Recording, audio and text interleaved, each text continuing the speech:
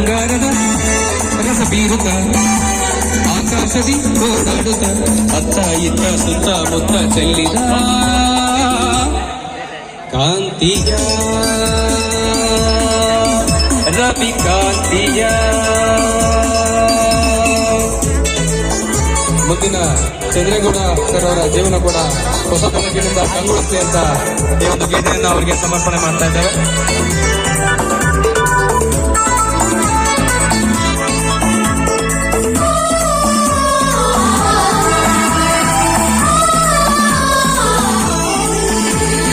ಕಳ್ಳಿಯಲ್ಲಿ ಮೊಗ್ಗು ಹಿಕ್ಕಿ ನಗುತ್ತಲಿದೆ, ತಣ್ಣನೆ ಗಾಳಿ ಪರಿಮಳ ಬೀರಿ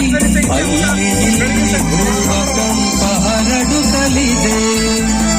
ಹಳ್ಳಿಯಲ್ಲಿ ಮೊಗ್ಗು ಹಿಕ್ಕಿ ನಗುತ್ತಲಿದೆ, ತಣ್ಣನೆ ಗಾಳಿ ಪರಿಮಳ ಬೀರಿ